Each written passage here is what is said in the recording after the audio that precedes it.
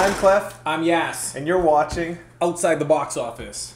Top 10 list. Of 2015 movie list. This is really exciting. Welcome back, sir. Welcome back. I'm super excited. So this top 10 list was brought to you by Graphicon. Check them out at graphicon.com. This is the com you cannot miss this summer. Super exciting. So let's get into this. Why don't you explain how we're going to do the top 10? Okay, so how we're going to do this is first, we both have separate top 10 lists. We haven't seen each other's top 10 lists. Very top secret. So this is exciting for us as well. I'm excited to hear what he's going to say. But the way we do this is I'm going to start. I'm going to give my top 5. He's going to give his top 5. Then what am I going to do? Your top 4. Then his top 4. Top 4. Then my number 1. And his number 1. All right. Give me your top 10. 10 okay, to 6. Let's go. Here we go. I got it right here on my trusty notepad. Oh, I like it. Don't look at the notepad because you got to kind of, you got to learn. Number 10. The Martian. Woo! So, The Martian by Ridley Scott. Now, Ridley Scott is a guy who's known for doing movies in outer space. I don't know if you knew that. Did you know that? It's Matt Damon as well. Matt Damon as well is another actor known for doing, I don't know. He's known for a lot of things. But Ridley Scott, amazing director. Love this movie. It was one of those movies where I went in and literally from the first frame to the last frame, I had a smile on my face or I was emotionally invested in the movie. Excellent movie. Absolutely loved it. Moving on to number 9. Number 9. Kingsman. Ooh! Kingsman, super dope movie. It was really a throwback to those old spy movies of the 70s, those James Bond movies. And they had a lot of fun with it. It was very tongue-in-cheek. I had a lot of laughs. The action was really good. The director, Matthew Vaughn, super talented guy. He's the one that rebooted X-Men when he brought back New Class. Next class? New class? New Class. New class. Yeah, you want to call it Next Class? I don't know. I'm lost with the class. Maybe that's the next also, one. Stardust. Oh, he did Stardust. That's right. That is a good movie. So super talented guy, and he got to do this movie because our, Bryan Singer took over, took back over X-Men. Moving on to number 8. Yeah, I like when you help me out with this. I like that. It Follows. It Follows was a surprise for me because I really didn't expect much from it. I was looking at it. I mean, the genre of horror ends up being really cheesy a lot of the times, and they play up a lot of the gimmicks and the same cliches. And It Follows was really, it was just really good. They did a lot of clever things. One of the things I liked about the movie was the fact that you didn't know which time it was in, which era it was in, right? So again, I don't want to break it down too much. Amazing movie. I loved the mood of the movie. They nailed it. It was very creepy, and just they were really good. The director, again, I have his name right here, David Robert Mitchell. I think it was the first timer, no? This was his second film. He'd done another one, but it was a really low budget feature film. So this was kind of his first real, legitimate, a little bit of a proper movie, I guess we would say. Number 7, man. What We Do in the Shadows. Oh, yeah. Right? Oh, yeah. You've seen it. I didn't know that was a 2015 release. I thought that was a 2014. It was a 2015 release. You're making me really question myself. That's okay. Right now. It's on the list. Yeah, dude. It's on the list no matter what. So if it was... You know what? It's such a good movie that even if it did come out in 2014, it's still going to be on my 2015 list. Amazing movie. Same guys that brought you Flight of the Conchord, which is a funny show. Written, directed, acted by, again, I always forget their names, man. I have a hard time. Jermaine is a beast. Jermaine is a beast. And I have a hard time with his name. Taika Waititi? Is that how you say his name? Yes, and he's doing something big coming up. Is he? It's like a big Marvel movie or something. Is he really? Yeah. Okay, we're going to have to look into that after. We're going to save that for another video. Next. Number 6. Number 6, The Gift. Oh, dude. Woo. What an amazing movie. Written, directed, and acted by Joel Edgerton. Joel Edgerton plays Gordo in the movie. Gordo. Also stars our boy Jason Bateman, and Rebecca Hall's in it. Rebecca Hall is amazing. Amazing. Oh my god, she is a spectacular actress, shows so much emotion. She really carried this movie a lot. I personally think she stole the show in the movie. She was pretty spectacular. But again, Jason Bateman did a great job. He's known a lot more for more comedic roles, but this guy could really do serious drama, man. I was really impressed with what he did. But the pacing of it really made me self-reflective watching this movie. Yeah, we talked about this. Yeah, it made me think of a lot of things, and they touched on some real issues, surrounding bullying and surrounding how that affects people's lives. And some people move on, and some people don't move on. Some people are stuck in that spot. Think about how many people we know from growing up that are still the same exact person as they were, or some people that haven't let go of stuff. And this movie did a really good job at displaying that for the audience. So that is my top 5. No, bottom 5. Bottom 5, sorry. Bottom 5, so that's 10 to Thank 6. you. Thank God you're here. I just wouldn't make any sense whatsoever. My list doesn't even matter.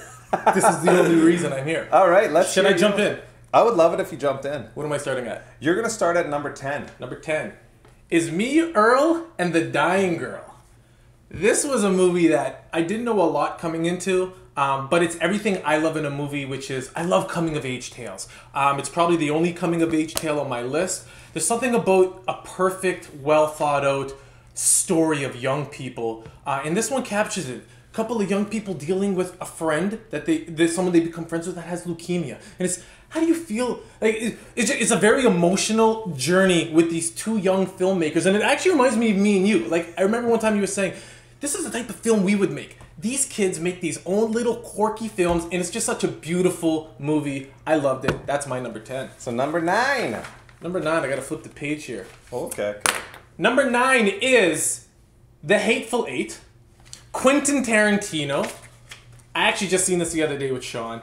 I wouldn't even say a lot about this movie because it's Quentin Tarantino and he always impresses us. It's very dialogue heavy. It's 3 hours long. It literally felt like a 40-minute show I was watching. There was a scene with Samuel L. Jackson where he talks about his big black prick. That monologue is bananas. But you know I'm accustomed to cheating? Yeah, I have a tie. I have a tie. I had a sense that you were going to do this. I'm tying for number 9. And you told me I had no idea what I was talking about, but I knew you were going to do this. You knew, but I'm going to cut right into it. Tied at number 9 is Mad Max Fury Road. George Miller's gift. That's what it was to us. To me, watching that movie, this post-apocalyptic piece of madness, total annihilation. Hardy and Charlize, they were just so brilliant and beautiful. It was like this beautiful display of destruction.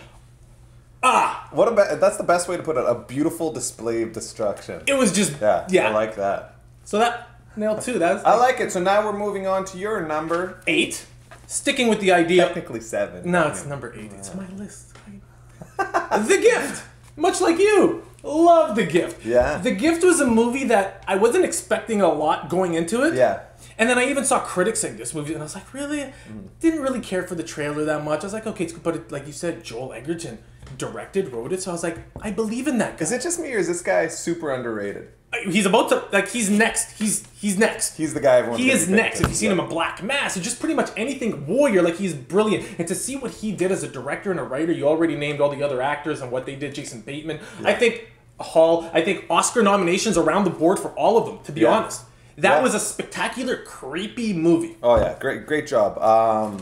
Okay, cool. So moving on to the next one, let's go to number 6. Number 7. You tried to trick me there, eh? Number 7 is Steve Jobs.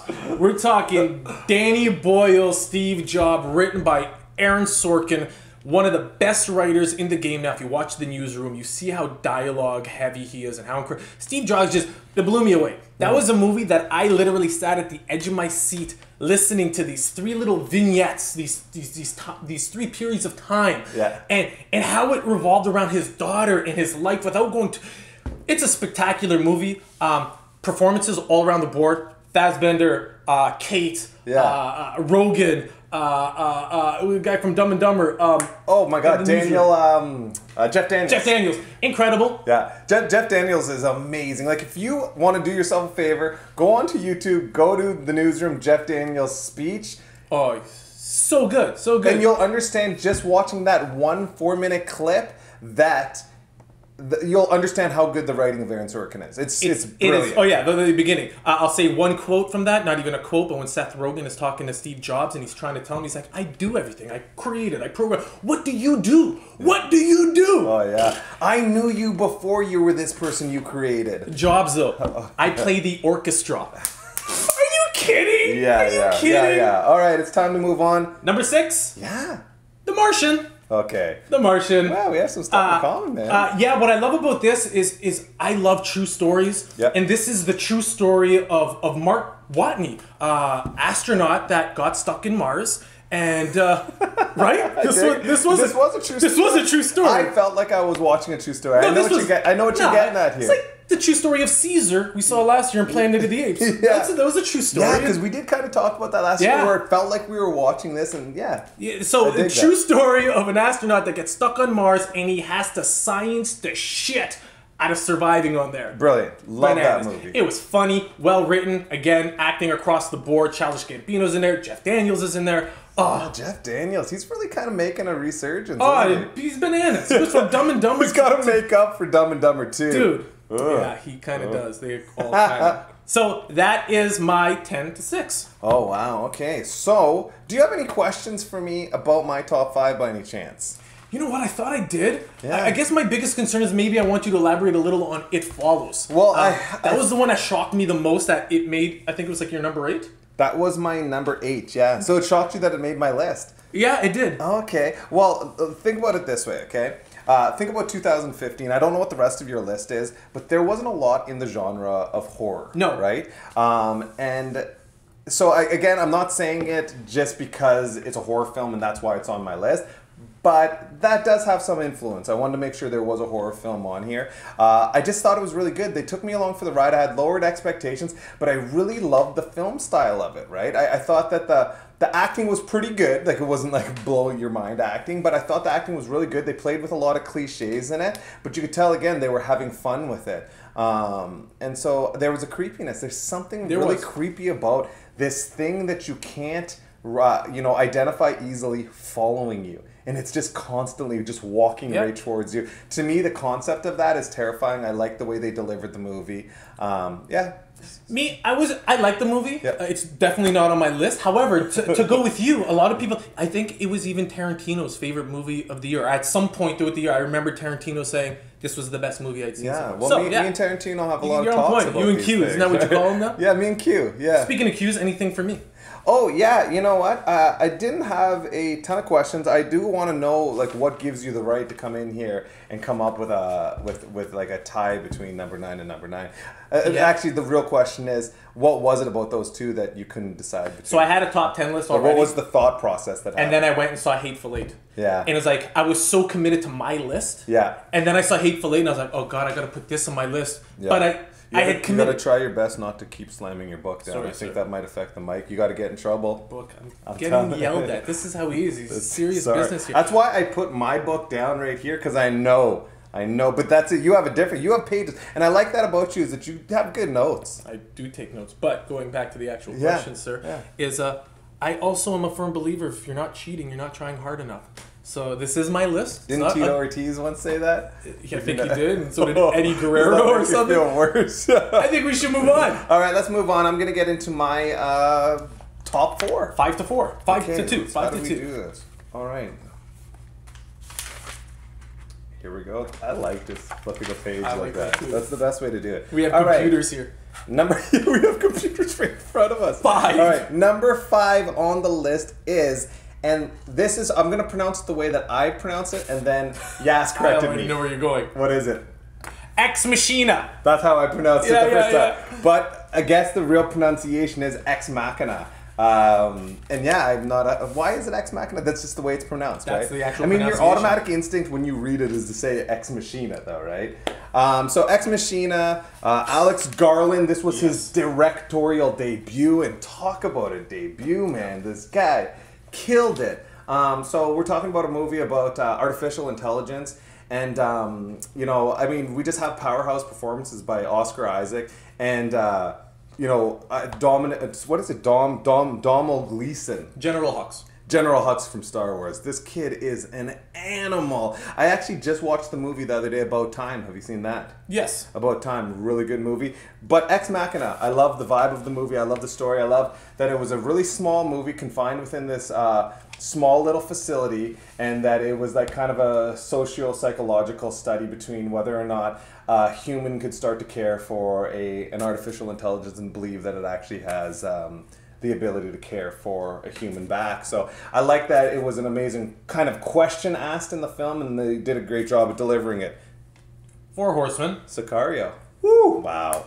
Denis Villeneuve. Also known for Prisoners, fantastic movie with Hugh Jackman. Enemy with Jake Gyllenhaal. Oh, Jake Gyllenhaal's in both of these movies. Both of those movies. He's not in Sicario though. Sicario's just a spectacular movie. I just don't know what to say about it too much. It has a lot to do with. I don't want to get into describing the plot too much, but it's just a well-delivered movie. Emily Blunt gives a killer performance. She's a leading lady. I can't keep my eyes off her when she's on the screen. Benicio del Toro. It's just, I love seeing this guy as a badass in any movie. Guy's such a good actor. And Josh Brolin did a great job. Oh, he's awesome in this. And so the movie has to do with, corruption and drugs. Drug cartel, Mexico border. Drug cartel, the Mexican border. And just a spectacular movie. I love the color, the look, but I also love like some of the shots they used were just really, I don't know how to explain them, but they used these wide angle shots that really gave you a big clear picture of the vast desert kind of lands that they're dealing with, right? I mean, talk a little bit about that. Yeah, okay, you might talk about it. So I'll leave it at that. Let's move on to number 3. I gotta go. You may have mentioned this movie, Mad Max, George Miller. Mad Max, beautiful. Come on, George Miller came back. He went from the original Mad Max movies to, oh, my computer's dying. Making movies about pigs. Happy Feet. He did Happy Feet. Yeah, and Babe. Oh, he did Babe too? Yeah, I didn't even know he did Babe. So I gotta point out, Tom Hardy did a great job in the movie. Barely says anything in the movie, but he delivers a lot through his eyes. That's one of the things I love. I love looking into an actor's eyes, and that's where they deliver their performance. Charlize Theron does great. Nicholas Hoult. Oh, Holt. I didn't even mention Holt. I loved Holt. Beast Mode. But more importantly, Hugh Keys-Byrne, Immortal Joe. It's my boy from the original Mad Max. Yeah, man. That guy, he's like, that's my property. Yeah. He is just gives a great performance in this movie. Loved it. Again, beautiful destruction. Is that how you put it? Beautiful destruction? I don't know. That's not a beautiful display of destruction. Yeah, man. It sounded so much cooler when he said it. Moving on to number 2. It was a movie that I saw the trailer for, and I said thought, chaotic sexiness. Oh, I love chaotic. That was good, right? That okay, was back really number 2. A movie that I wasn't even going to go to the theater to see until Yas came out and said, Cliff, you need to see this movie. Creed is my number 2, done by the young and upcoming director, Ryan Coogler. Who is just so unbelievably talented. Also known for Fruitville Station. And he's going to be doing Black Panther, which is a movie I'm super looking forward to. Maybe we'll do an anticipated list. I think we have to. Oh, I don't know. Maybe we'll do this. Movie's amazing. I want to point out Tessa Thompson, who plays Bianca in the movie, gives a killer performance. But I became a Michael B. Jordan fan. That's right. You were never a big Michael G fan. Michael B. I like it. G. I wasn't on the boat, and I jumped on the boat because this kid is a beast, and Sylvester Stallone gives the performance of his lifetime. Yeah, agreed. 100%. Right? Like, this guy gives such a quiet but powerful performance. And, we talked about this, but, I could see him getting nominated for something. I completely agree. Yeah. That's your 5 to 2? That's my 4 right there. That's my top 4. So now it's time for you to get into your top 4, my good man. My number 5, and the only reason I rushed you there is we're going to continue the same conversation. Because coming at number 5, I have Creed. Wow. So let's just continue this. This is just perfectly appropriate. Beautiful. So your transition. I like it. You're right. I absolutely believe this is the performance of a lifetime for Sylvester Stallone, maybe since the first original Rocky. Yeah. And I do believe Copland. I got to throw that in because Copland was a killer. You got fat and it was good. But he made me cry in this movie. Like Stallone made, like Rambo made me cry. Oh yeah, that's bananas. Yeah. He did a great job. It's such a great remake or play on an old trilogy that we love. Not even an old franchise that we love so much. Oh yeah, it was a perfect introduction. And it's an interesting example of something that I think is really cool. Ryan Coogler grew up watching the Rocky movies like we did. He watched it with his father. His father was a huge fan of the Rocky movies, and it actually got his father through a lot of tough times. And Ryan Coogler just looked up to these characters so much, but he was always connected with Apollo, and he was always interested what Apollo's story might have been, right? And then that's what gave him the idea with him and his friend to write this story about Apollo Creed's son, Adonis. And in the movie, the whole movie really is about Michael B. Jordan's character coming to grips with being Creed and not being in his father's shadow. And I feel Coogler had the same journey in making this movie where it's not a Rocky movie. Even though it's part of that cinematic Rocky universe, this is a Creed film, and it stands on its own. Completely. And it's just fabulous. Yeah, I think they did a great job, and I love when they presented it to Stallone. And One of the best, some of the best fights I've ever seen on screen. Oh, wow. The way they filmed it. And Michael B. Jordan. First fight scene, single camera shot. It was a thing of brilliance. Okay, cool. Number 4. Number 4, I'm going with The Big Short. Yeah. Adam McKay. Okay. Now, this is the guy who gave us Anchorman. You know, did he do Step Brothers? He did Step Brothers. Yeah. This is like a comedic genius. Did we just become best friends? Yeah. Shark Week. Unbelievable. This movie was so good. You have Steve Carell. You have Ryan Gosling. You have Brad Pitt. You have so many well-crafted characters. Now, they took such boring content. We're talking about the mortgage crisis. That's a tough one to really entertain people with. They made CDOs and all these weird facts, numbers, sound like time travel. I was mesmerized. I was at the edge of my seat the entire time. I was blown away.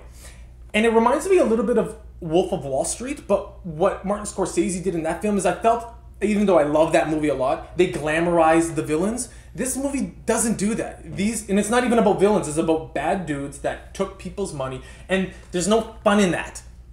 It's beautiful. Wow. 3. Tree.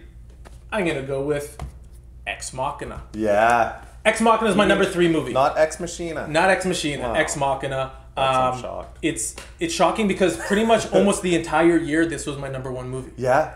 Like, it's always an interesting thing at the beginning of the year when you see a movie and you're like, will I remember this by the end of the year? Absolutely. And it had my biggest crush of the year, which was not even Alicia Vikander as herself, but as this cyborg robot thing. Yeah. I have never been so like into, Skynet's kind of cool, but Skynet's pretty cool. Like that hot of a robot and cool and just mischievous and performances. Oscar Isaac, Donald Gleason, we nailed that. That's her right back there.